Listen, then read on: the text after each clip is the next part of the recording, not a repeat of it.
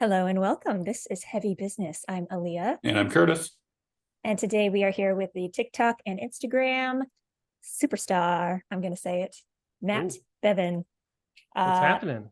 Thanks for coming on the podcast. Of course. Thanks for having me. I appreciate it. Absolutely.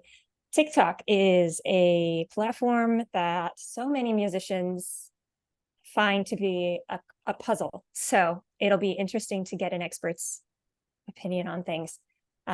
Before we get into any more specifics about our questions, though, would you be so kind as to give us a little bit of background on how you got started on TikTok and Instagram and what your journey's been like? Absolutely. So I started like a lot of, I would say, my colleagues in the space posting over COVID. So I first started posting when I was not laid off, but my job effectively was closed. I work in fitness, so my job was closed due to the pandemic.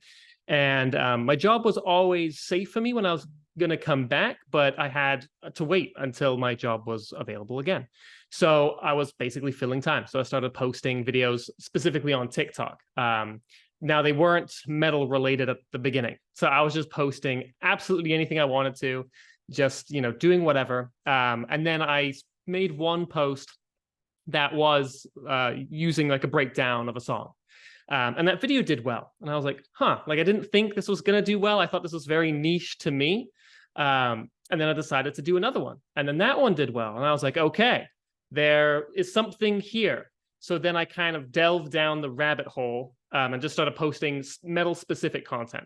I post a lot of metalcore and deathcore and breakdowns and things like that. I started posting more like new metal content more recently too.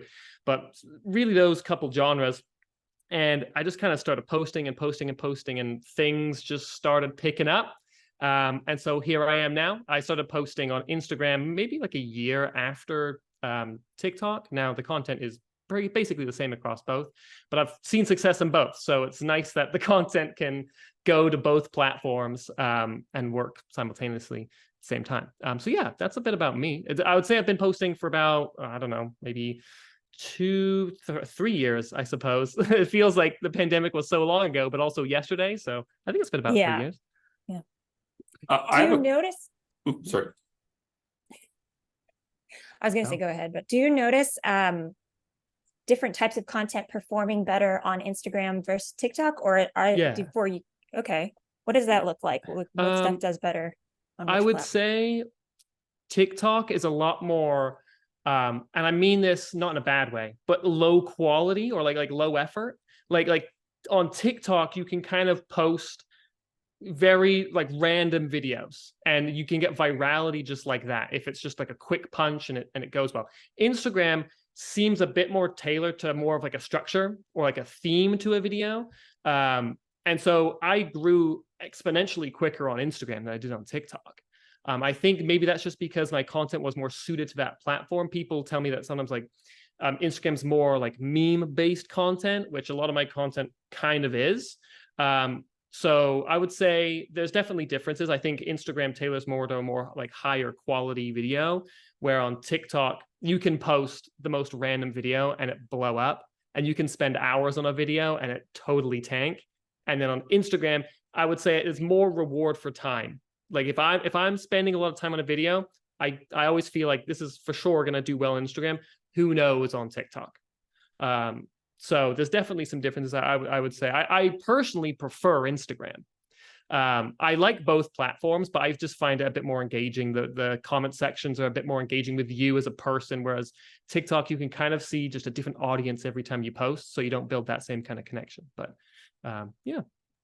I had a question about how long it really took you to really feel like you kind of took off, because let me rephrase that. A lot of people on TikTok can't get the same kind of following on Instagram and vice versa. You seem to pretty much be similar numbers, it seems to me. How did you do that, actually, I guess is the question. Ooh, if I knew the answer, I'll tell you. Fair. Because my content is the same. I did when I started But posting most people on can't Instagram, do that. I know. And I wonder why. And if I knew the reason why, I'm sure I'd be making more of it, or Fair. just, whatever it is. I think Instagram what Instagram does very well is drive shareability. So Mhm. if I make a video, it's so easy to share it because it's one click, it's on your story, right? That's a very easy share. Instagram likes to push content, all that good stuff. On TikTok, for people to share it, you can share it in the TikTok app, but typically people don't message back and forth on that app, right? You would maybe share it to Instagram. So there's another, like, basically you have to go to another site to share, or via text or whatever it might be. So I think Instagram is just quicker shareability. So I think that's kind of dovetailed off your question. But long story short, as I think the content, I spent a lot more time on TikTok, grew that following slower. It was still pretty quick for sure. Like, I'm not downplaying that, but Instagram, I mean, I probably hit 100K in months. Like, Wow. it was very quick. And it was just the same content. I wasn't doing anything different. It was just reposting it on another platform. Now, I wasn't just downloading it from TikTok and then posting it on Instagram. I edit all my videos on Adobe Premiere. So I don't have the watermarks. It's still high quality, like, editing software that I can just export to both, as opposed to like rendering it down twice and then quality starts to diminish and things like that. So I don't edit any of my videos on TikTok or Instagram. I think that helps transfer them to both platforms because it's the same video with the same quality and things like that. Fair. So when you started then, were you looking at this as like a business type thing, or so this was just you're goofing around during COVID times? Yep.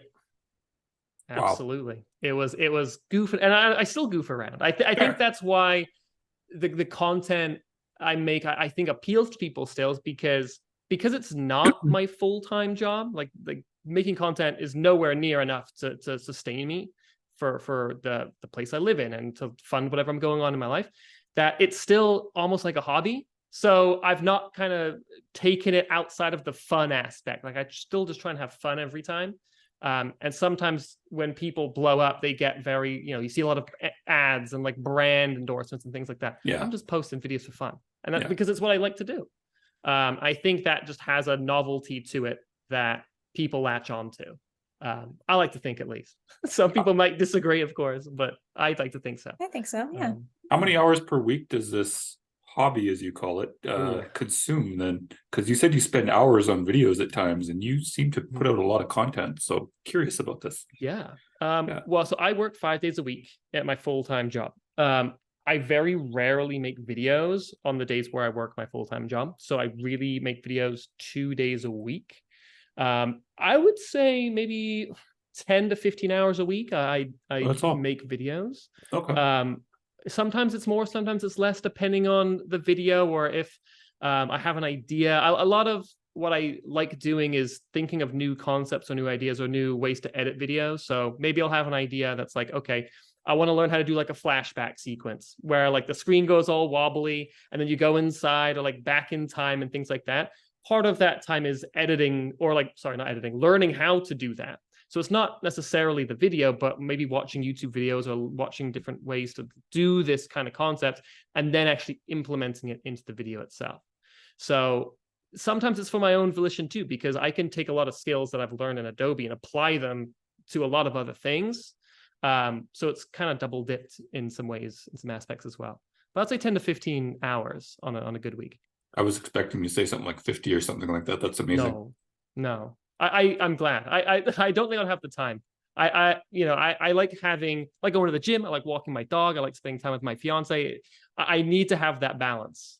And if I don't have that balance, I'm just gonna ditch it real quick, because again, I do this for fun, right? Like, this is what I do to spend time by myself. Like when the fiance's at work, or if I've got some downtime, I enjoy doing it. So as soon as it becomes cumbersome to make videos, chances are, unless it's paying my bills, which it may or may not one day, I'll probably stop doing it.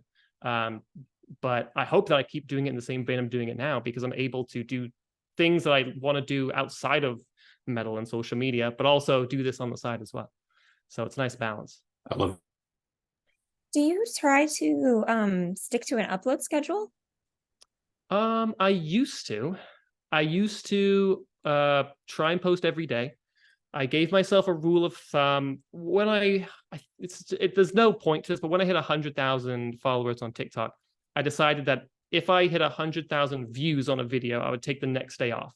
So if I had a video that did really well, I'd be like, cool, I'm gonna take a day off, let that video go. I'm gonna not stress about getting something up for tomorrow.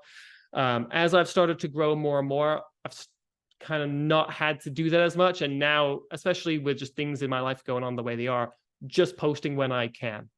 I'm very lucky to have the following that I have, to where I could go a couple days and people stick around.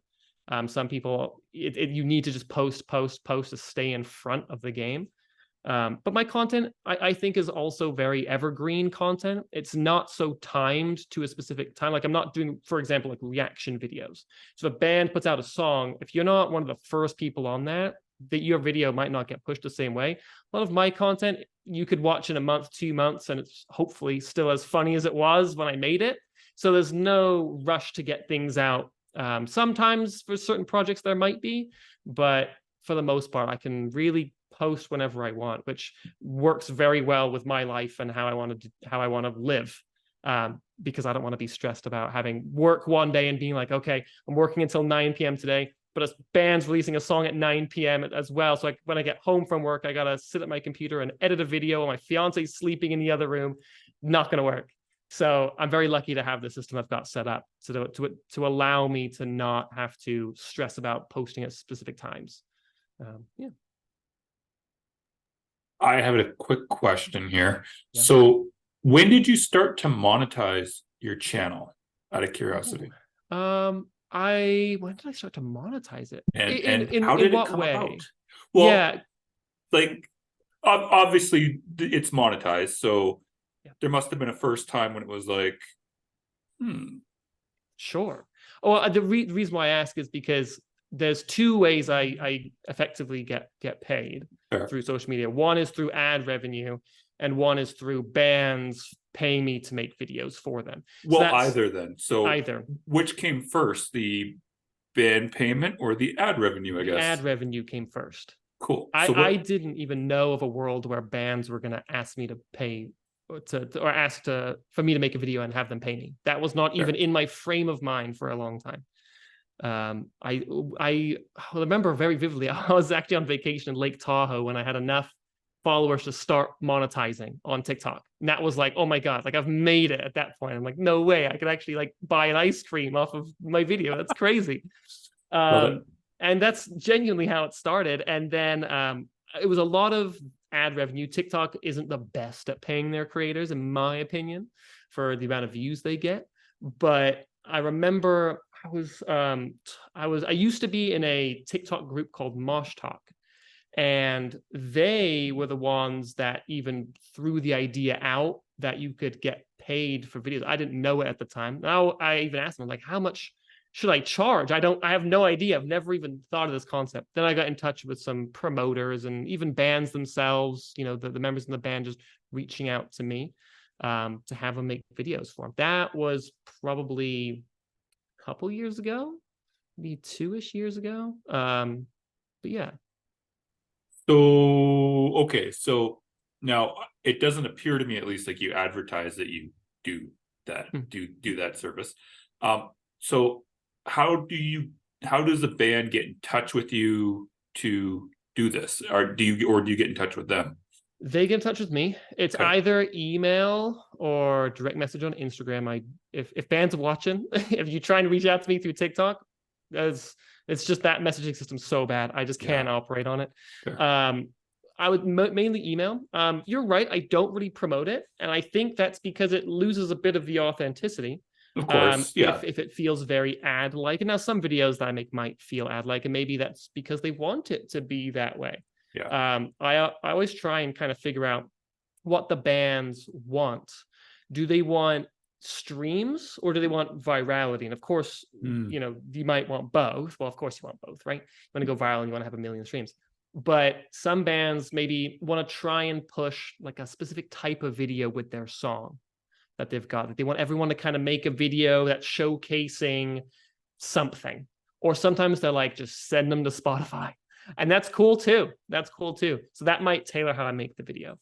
But they reach out to me. I don't typically reach out. I don't think I've ever reached out to a band. I feel like nowadays I think I don't want to, how do I put this right? I don't want to come across as like big headed, like let me make a video for you. Because if I'm coming to them for a video, then I could probably do it without their okay, as long as the videos, like not dogging them, right? Like plenty of videos I make are not me reaching out to them, and they're bands that I just enjoy and post and all that. But if I'm ever posting a video on behalf of the band and they've reached out to me, I'll always do specific things in the videos to make sure the title of the track's in there, make sure it's in the description, whatever it might be. But yeah, I don't know if that answered your question. It sort of did. It sort of did. It sort of did. Aaliyah, do you look like you're going to say something though? I was just going to move on to asking about, you kind of went into a little bit before, but what does your creative process look like? Do you do like brainstorming sessions and then filming and then editing? Like, what is your process? So I'm always thinking of ideas, because a lot of my ideas are, again, we touched on driving relatability. So maybe I'm at work and I'm driving to work and I'm listening to a song, and then I walk into work, and then I work in fitness. So maybe there's a song playing in the gym and it's just the total opposite of the song I was just listening to in the car. And I go, that's a good idea. Like, let me see if I can turn that into something. Or maybe I'll be with my fiance and we're going on a dinner date. I plug in my phone and I just hit play, and it's just that, like, the heaviest thing. And I'm like, she's like all nice and dressed up. She's not in metal space at all. So I like look at her, I'm like, this is funny. Like, we're just two worlds we're living in. So sometimes it just happens naturally. Sometimes I will just pace around my living room and just try and think of ideas. Sometimes it starts like stemming from the song. So maybe I'll listen to a song in the car and I'm like, I really like this song. I feel like I can make a video to it, but I don't know how to do that yet. So it's kind of fitting an idea to a song. Sometimes it's vice versa. Was that right? Fitting an idea? No, fitting a song to an idea. The vice versa is, I have an idea. I have a punchline of a joke. I'm like, great. Now I got to find the right song to have. Maybe I want like a really big punch of like a drum head or something on a specific amount of time. And I just try and find a song to fit to that. So it can go both ways. But I think my best videos come organically when I'm just driving, or when I'm with someone, or I'm at a concert and I'm like, oh, this is a great idea. It kind of just comes to me that way. Like there's one of my favorite videos, probably my favorite video I've ever made, is with not with Brand of Sacrifice, but it was with a Brand of Sacrifice song. And I was in the car, and it was Lifeblood, where there's a choir at the end, like a symphonic deathcore. And I heard it and I was like, oh, I've like spark in my mind goes, oh, like a choir walks into the studio, and then they don't know that that's going to start playing, and then they're all confused. I'm like, that's genius. And it took me about 10 minutes to film, 10 minutes to edit. And I was like, this is great. I already know. So the best videos come the quickest and the most organically. If I'm thinking of an idea for like 3 hours, I'm almost sitting here thinking, this probably isn't going to be great because I'm forcing this right now. I've got to step away and maybe come back to it later. So many different ways. I wouldn't say I like sit down and just brainstorm ideas. I don't like write it down and think this idea. Things tend to come a bit more naturally, which I think helps in just how it translates to the audience as well. What happens when you get stuck and you can't come up with anything, and it's like, what do I do? Yeah, if that happens. It depends on the situation. If let's say I haven't posted in a day and I don't need to post, then I won't post. I don't want to just post bad quality content from what I believe is bad quality. Of course. If a band wants me to post a video on their release day and I don't have a song, then it's some long hours, and sometimes I'll start bouncing ideas off the fiance. Because she's not in the metal space, I can toss ideas to her, and if she doesn't understand it at all, I'm probably like, this is too far down the rabbit hole. It needs to be more relatable. So sometimes I'll start bouncing things off of her, and she'll be like, oh yeah, you do that. That's funny. And I'm like, if you notice that I do that, then chances are other people notice that they do that too. So bouncing it off someone always helps, and typically it's the fiance that bears the brunt of that at a nice 9 p.m. on a Tuesday night. But yeah, trying to bounce off of someone is the best way. Or even if it's friends I have online that also post, being like, hey, what do you think of this idea? like, do you think that this would work well, or does this make sense to you? And if they're like, no, it doesn't make any sense. Okay. If it doesn't make sense to you and you're a content creator, then chances are it's not going to make sense to the audience either. So 100%. How do you deal with the unflattering comments that sometimes come up? I am very lucky to not get that many. The worst I typically get are that I'm cringe, which is fine. I mean, Who cares? yeah, Cringe, yeah, everything's cringe to someone. Everybody loves cringe content. Well, but one person thinks they're cringe, other people thinks they're genius. Look at Electric Callboy. Like, look at that. Exactly. People can call me cringe all day long. That doesn't. Hate comments don't really affect me anyway. I sometimes I got one recently where this guy was just like totally hating on me and like specifically said I can't. Who else hates this guy? And that his whole personality is metal music and all this. And I'm just sitting here like, I just kind of take a step back and just kind of look and just think like, okay, this guy knows nothing about me. If someone thinks that my personality is only metal music, I mean, if you're watching this on video and you see behind me, there is nothing other than my shirt. There's nothing metal here.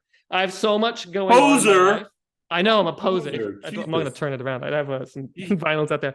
But the point being, right, is I have so many things outside of the metal music that I enjoy that if someone just wants to target one very specific thing about me online, they don't know what's going on. The best way to do it is just not to respond, because as soon as you respond, you're giving them what they want. They just want the attention. So if you can, the best way I do it is if I see a comment like that, what I'll do is I'll scroll down one, find a good one and respond to that one. I love it. Just so I get my, like, I feel like I need to say something. So I'll just go find a good one and respond to that, because there's no point of entertaining the bad ones.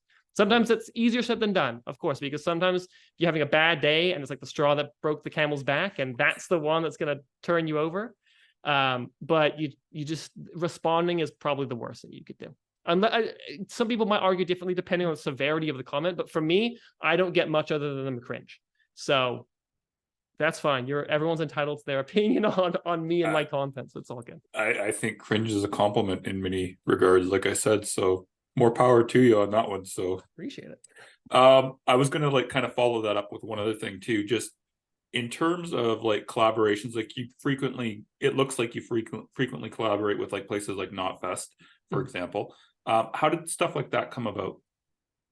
Ooh, with Knotfest specifically, I think I don't know who, I don't know who, Fair. but someone messaged me on Instagram and said, "Oh, like we like your content. Like if you ever want to work with us, like let me know." And I was like, "I'm down." And then emails, and there you go. You know, for me, I do get a lot of like messages and DMs from a variety of different things. Some of them are fake, some of them are real, but you know, it's always just, yeah, it's just working.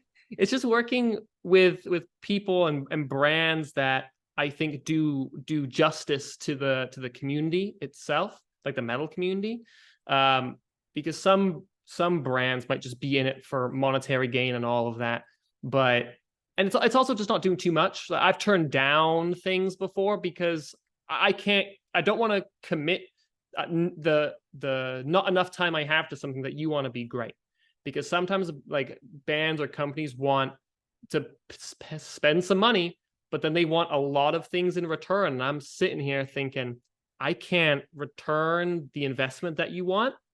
And I don't want you to have a bad representation of me or what I do simply because of time and effort. Like, especially right now, I'm getting married in like 15 days. So you know, right now it's like, I can't just take on these projects because I've got a lot of stuff going on outside of metal going on. And as much as I would love to just take every single thing that comes in, whether it's working with other brands or bands or whatever it is, I don't want to put out something that's not me, or it's not enough effort to warrant what they might offer me in return. So, but yeah, to answer your question, how does it come about? They typically I rarely reach out to people. I probably should do more of that. But hey, whatever works, dude. Yeah, no, it's true. It works so far. So good. Whatever works. Yeah. Elliot, go ahead. What's the TT at the end of the username? Oh, Does TikTok. it stand for something? TikTok. Oh, of course. Yeah. Well, when I started on Instagram, I didn't know Instagram was going to. to I go just- off like it did. Yeah. His username is Matt Bevan. I didn't even notice that until you just said it. I didn't Yeah. even click in my brain. Okay. Yep, it stands for TikTok. And that was only because Matt Bevan was taken. I've tried to get the username. There's this one individual that has it, that hasn't posted since 2014. And I'm like, I'm willing to offer Why some is there only money. the If person you're like that? watching Come this, on, I'll man. pay you. I'll pay you some money to get that username on my end. So TT I just did because I was going to assume that it was going to be like people from TikTok coming over, which hasn't turned out to be the case. I've found a new audience or a different audience on Instagram for a large majority of it. So the TT, it stands for TikTok. But at first I thought it was going to have some relation. And now, of course, it has relation in the respect that it's the same video. But yeah, that's why. It's nothing deep or meaningful Oh, that's behind cool. it. That's cool. I actually think I think I discovered your content on TikTok, and then I saw it come up on Instagram as well. I After saw that, him I'm do like, it at oh Knot yeah, Fest. I remember this Mm. guy from TikTok. Yeah. It's interesting, right? Like right there, you've had like 3 different ways that people can see the content. That's why it's important to not branch too far out and to, try and do everything at once, but pick your battles and see where you can focus in your effort and give 100% and give good quality content. And if you can do that in a few different avenues, your net just widens exponentially. I remember when I went to Knotfest or started posting on Knotfest, I was primarily only posting metalcore and deathcore content. And I was talking with someone at Knotfest on the phone. And I was like, I'm a bit worried that my metalcore and deathcore content isn't going to translate over to Knotfest, because when I think of Knotfest, I think of more like maybe new metal or just a broader metal, because people sometimes consider metalcore and deathcore not metal, right? So I was sitting here like, Yes, I know. I don't know They're if wrong. I'm going to get a good rep, Moving on. Would you say they're wrong? They're wrong. That's what I think. I believe that too. But not everyone online does, and everyone online has a very loud opinion sometimes. I had the Well, and opposite opinion the before. major contender is Metal Archives, the Metal Encyclopedia, and not including metalcore or deathcore bands, pretty much. Got it. See, I didn't even know that. As a side note, it's because the only reason why I thought that before was just because I had only heard the crap metalcore and I'd only heard the crap deathcore. And then when I heard something that was good. There you go. Lorna Shore. Yeah. Lorna Shore is one example. That was good. That was your gateway, right? I think it's Brand of Sacrifice, actually, if I'm not mistaken. I could be wrong on that, but it was one of those 2. Brand of Sacrifice. So one of my favorite bands, top 2. So good. Exactly. So good. And I don't even understand the image, but I have no clue about it. I just know the songs are good. Yeah. Oh, bangers. Absolutely. So yeah, lost track of thought. But I did yes. too. Deathcore, metalcore, moving over to Knotfest. Yes. Worried about the image. But I started making more a lot of like I already listened to Slipknot, but I was like, okay, Knotfest, Slipknot. I'll start making some more like content around that, genre of metal music. And that's helped me grow too, right? I was probably getting a majority of metalcore and deathcore listeners. And as soon as I started posting outside that small batch of genres, started seeing growth again. So it's just kind of widening the net, if you will. So I have a question about something. And this is like a future question. So this is going to require some thought, maybe, or maybe not. Okay. What do you do, like, if Instagram or TikTok stops being like a thing? How does the social media influencer on that move over to other platforms, if this has even crossed your mind? So you're not talking like if social media just goes. You're just talking specifically TikTok and Instagram. Yeah, like MySpace died, for example. Twitter momentarily everyone thought was going to die rather. So like, let's say Instagram is going down or TikTok got banned. What do you do in that case? Well, I think for me, they would both have to go. For me to think about it. Good point. Because I make the same content on both, and it performs well on both sites. So if like, for example, if the TikTok ban went through and TikTok got banned, but Instagram stayed, I would be cool. I'd be like, this is fine. Like, I'm good. I can make the same content. I like the app itself. I like how I can interact with people. Cool. Vice versa. If Instagram went down, it was just TikTok, I'd say, great, I have a good following over there. Let's dive into that. Let's try and cater to that audience a little bit more. Let's go. Cool. I don't have to change too much what I'm doing. Now, if they both win, I think, well, so many social media apps now are starting to cater to the same thing. So you have YouTube Shorts on YouTube as well. So I've had a couple of buddies of mine just tell me, Matt, you've just got to post on YouTube Shorts just to start just gaining some traction there, because you never know. And you never know from like a monetary point of view, right? Like maybe Google goes and just dumps money into YouTube Shorts. And then if I've already got that head start and I've already got a community there and we can go, then that's great. I personally would love to do something more long form on maybe like a Twitch or Kick or whatever is going to be, pun intended, kicking around, you know, on that live stream space. I like the idea of that. I like interacting with people. But I've always said this too. This is my hobby. So if the social media got taken away and I decided I don't want to do this anymore, it doesn't affect me in terms of my lifestyle, who I have in my life around me and who supports me just outside of the social media genre. So I think that helps me in that I'm not stressed about what's going to happen if this all tanks, because if it does, I have a dog that I love, a fiance I'm getting married to, my family, super, you know what I mean? It's like, it could all go away and I'm still financially stable on top of all that too. So it's all good. If I wanted to stay in the metal scene and, you know, all like the short form things one way, I would like to stream on a Twitch or a YouTube or make longer form content. That's a lot of time that I don't have though, at the moment, but I would love to do it. I would love to do like live streams or longer format videos. And maybe one day we will. I'll never say no. And you know, if the social media keeps going in the direction it's going, and maybe one day it can pay my bills, then I'll probably instantly dive into that. If I'm considered like social media is my job, I'll dive into it. But we'll see what happens. I'm not stressing about it either way. So good answer. Very good answer. I want to move into talking about bands being on TikTok. So you have your brand and your sort of format for videos. Do you see any bands performing well that you think are doing well on TikTok? Ooh, that's a great question. Please tell us, because can I pull up my TikTok? Yes. Also, just to add to that, yeah, non-metalcore and deathcore bands performing well, if you know of any, because I don't know of any. I don't know many. Okay, fair on enough. That front. Fair. Oh, that's such a good question. Other than Aaliyah's band, who I always have to toot, who does well on TikTok. We're okay. We got like 25,000 followers, 27.7 thousand followers. I always have to say it. I always have to say it.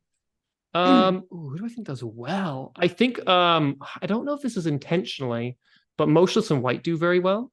Oh yeah. They do very well. I think a lot of their they have a very supportive fan group as well. I think that helps them significantly. But I think they're also like relatable. I think Chris Motionless is very relatable as like a human being. Like he is in interviews and things like that, very just like even keel. He is a relatable guy that, although he screams, he also just lives life like we might do. So I think that's very good. I think bands that don't take themselves too seriously on social media are the ones that do the best.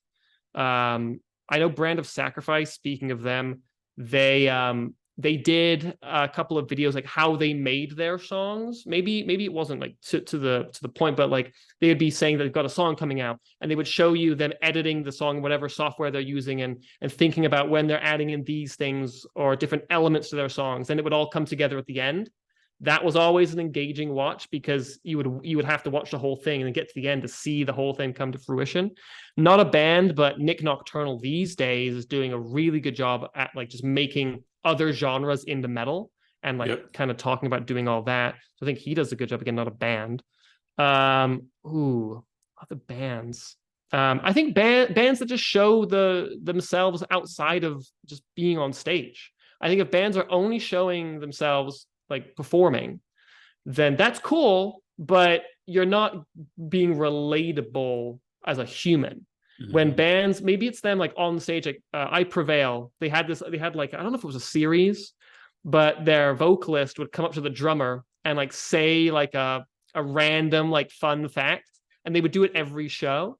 So like it would just be like a snippets from every show of him just saying like the most random things, but it just made him really relatable, and just funny. And it just him screaming, you enjoy the music and you enjoy all of that, but that's what you expect. You don't expect him to maybe be funny on stage while it's going on. So it's the things that are just like outside of the metal space. Maybe it might be during a concert, but it's just humanizing it a bit more and kind of giving you maybe like a little backstage or what happens on stage and things like that. Yeah, that's interesting. Yeah. Yeah. I know I didn't really kind of answer your question, but No, I mean, I think it is kind of Sure. like an open-ended question, and like there's no one right answer. yeah. But I do know like a lot of bands like try to do well on TikTok, but Mhm. it's hard to find like you want to make it, you want to balance it out, you know, Mhm. you want it to still be about your music. You don't want to just do a skit that's funny Yeah. and then people don't check out your music. Right. Yep. So it's like finding that balance that seems to be a struggle. And Mhm. I know personally it can be a struggle as well. Yeah. So Absolutely. I think it's such a tough problem to solve, because especially on TikTok, as we talked about earlier, you almost like chase virality in a way, but that's not necessarily good for you if that's not your goal. If you could, like, if you're a band and you get 2 million views, but no, as to your point, if no one goes and checks out the song, then okay, like that's great, and people might follow you maybe and then Mhm. check it out, but you're making the avenue too long. So if someone is going to have to crack the code on like attracting people to the music, but at the same time being hyper relatable, at least from my, because I don't post much like a lot of my stuff is comedy based skits or driving relatability. I think bands that just show themselves being human, and it can be around their song. It can be a punchline of like one of the lyrics. So like let's say there's like a breakdown, maybe an idea. Breakdown call out is something, and it's like your skit, and then your punchline is the breakdown call out into the song, and then you're good. You've kind of like got the skit into the music. It's kind of bridging the gap between the two, because it's cool seeing like concert recap videos and all that. But that's catering to people that want to see that. It's not catering to a new audience. So to try and get to a right. new audience, you have to do something that's outside of what you're currently doing. So if you're just posting your music over and over, that's what you're currently doing. So do something. It could be adjacent, but different. Maybe. I have a question here. Mm. So, let's say you get hired to promote a song. Yeah. Okay. So how does it work to get people to listen to the actual song? Because they're going to watch your video. So how do you kind of make it so that way you're directing people to get to the song? Like I've seen your videos, Yeah. obviously, but can you kind of give like the steps that you do to try to do that? Yeah. Well, step one is making the point of the video the song. So, for example, as a flip side of that, let's say, and I've seen this, and this is not me knocking it at all, because maybe they're not being paid to do it. So Of this is course. not a knock. Yeah. Let's say you're doing like you're standing in the screen, and you're just standing there, and there's a bunch of text on the screen, and it just says something like just relatable, and there's the song in the background. The point of that video is the text on the screen and them reading that. Versus in some of my content, maybe like the punchline is the song. So there's like I said, like there's maybe a specific lyric that they say. Like that is the bit that I want them to watch. Like that is the whole point of the video, that's the punchline of the joke, or that's the cool bit, or that's where like the shaking of the edit starts. That's where like the video makes sense. So making the point of the video the song itself. And that can be through the whole thing. That can be, like listen to this song and then you're playing the song. Or it can be like a skit that's building, building, building. And then the punchline is the bit that the band wants. Sometimes bands might tell me, we want to use the breakdown. That's typically how it goes. They want to use the breakdown. I'm like, cool. So I'll listen to the breakdown. I'll say, okay, like, is there something here? Can I use the lyrics? Or is it just like really, really heavy? Like I did a video that I did fairly recently where there was like a long pause between the build up and then a pause with like almost like a submarine sound. And then it just get really heavy. And I'm like, got it. So I want people to peak view at when it drops down. after so it's like driving engagement, driving watch time, and then putting that there, and then after that, putting the song on the screen, because people have short attention spans these days. So if I wait too long, the people are going to click off and they've not now seen the song yet, right? So it's kind of quickly, when the punchline happens, get the song in there. Sometimes I succeed very well at doing that, and sometimes I might not know. Like, I don't see the back end. It's always so interesting. I was going to ask if you ever find out Yeah. like how it performed. Okay.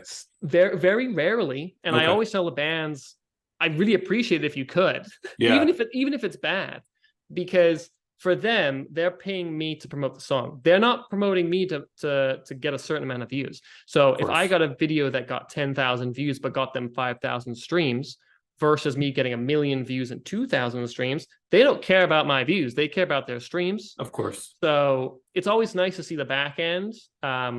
Or maybe they'll share like, hey, like when your video went up, we just got like 10 comments on our YouTube video, like saying they came straight from the video. I'm like, cool. That's exactly what I wanted.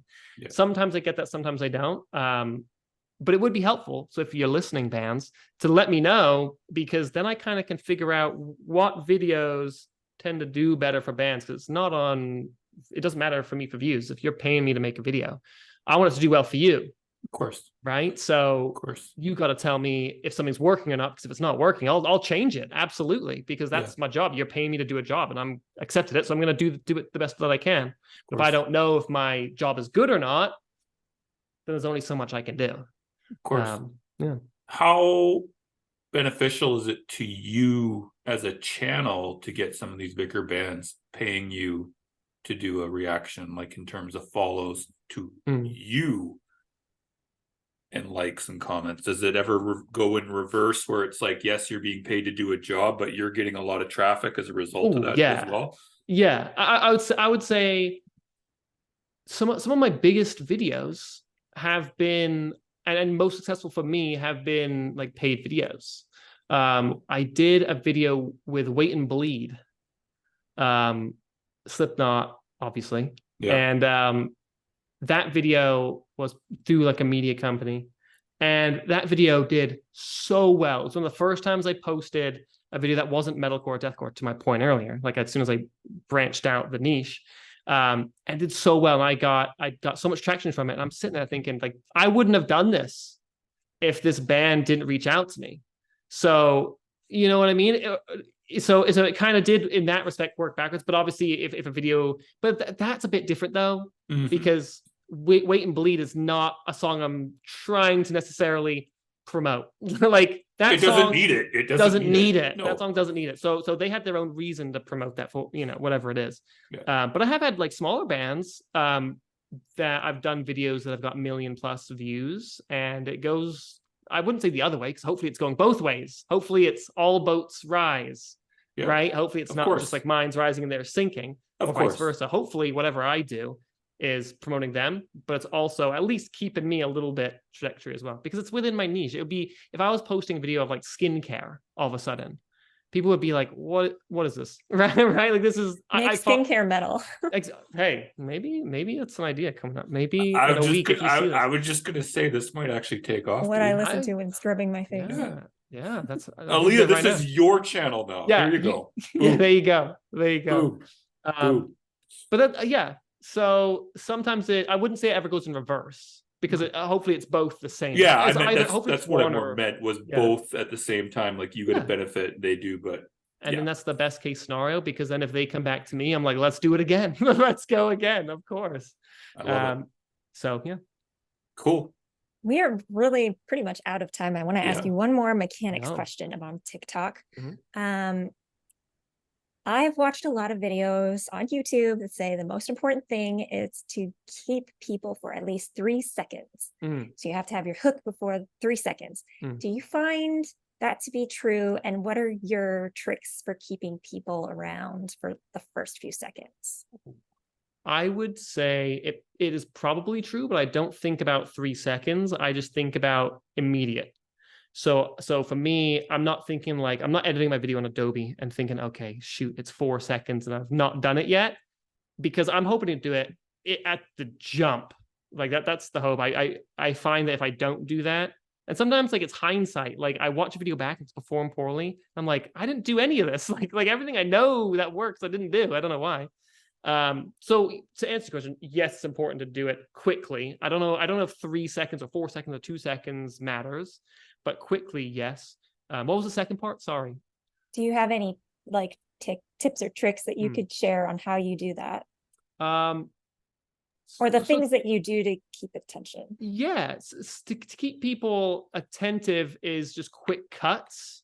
So like if I'm having a conversation like back and forth, this is just something that I always try to do is if I'm like talking as two people. So sometimes in my videos I'm talking as like two different individuals.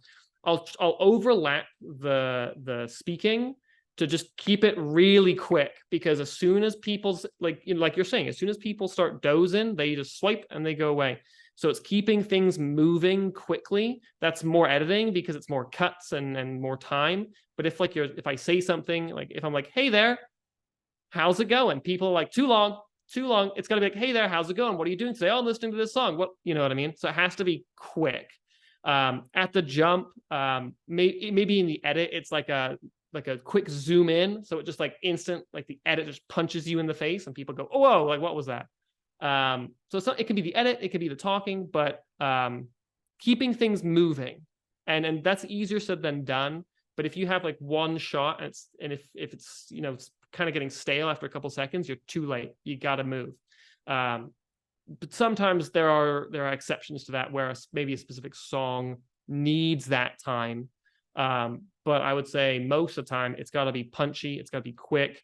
Sometimes I don't want to do it that way, but that's what the algorithm wants and that's what people need. So that's how I do it. So it's kind of just playing the algorithm. Like if you don't adapt, you'll die, right? So if the videos need to be quick and you want to make them slow, that's totally fine. But you're not playing the game that maybe you should be playing if your end goal is something along that social media line. So yeah, that's what I would say. Right. I have a final question. Ooh. Threads, yay or nay, and why should Aaliyah be on Threads? Oh, I'm on Threads. That's why I'm asking. My band is her on Threads. I don't want to do a personal account. You're not. So I want Matt to close you on this if he has an answer. And if not, then I don't know if I'm gonna have the right answer for you, Chris. Because I don't know. It's like Twitter. So if you're on Twitter and if you post on Twitter, just do the same thing on Threads. Maybe I'm wrong. It's such a new app. It is that the algorithm one day could just like change. Like Mark over there could change a click of a button, and now it's all different. I'm still trying to figure it out. Yeah, I'm lucky in the point that people, because of my Instagram following, like when they download it, it will say like, oh, do you want to follow the people you already follow? So they follow me anyway. So I've got luckily a bit of a head start there, but I haven't found a way to like gain traction yet. Like I'm just kind of just posting no one gets SpongeBob metal memes. No one understands. So my recommendation would be is to start, because you got to get a head start before it starts popping off. And even if it's just posting once a day, of like, this is what I'm listening to today. What about you? And then just getting people in the comments. I think that could help. That's what I'm trying to do, is just try and just keep the community alive over there as much as I can that I already have, to where maybe if one day something changes, I'm ready to capitalize. So I'm going to do a post every day. Day 1, Aaliyah's not on Threads. Day 2, no. There you go. Yeah. There we go. That'll do it. There we go. Well, that was all great, except for the Threads part. No, my band is on Threads, and I'm like, I don't want to do another personal account on another platform. It's just too much to manage. Sure. But I don't know. I'm pro Threads for anybody that's listening. Matt's pro Threads, so I vote join Threads. Absolutely. I'm with you, Curtis. All right. All right. Well, thanks so much again for coming on the podcast. This was really a great conversation. Really appreciate it. Thank you for having me. I appreciate it. I'm honored to come on. All right. Right on. Thank you. And everyone listening, thank you for listening. And until next time, make like a bull and throw those horns up.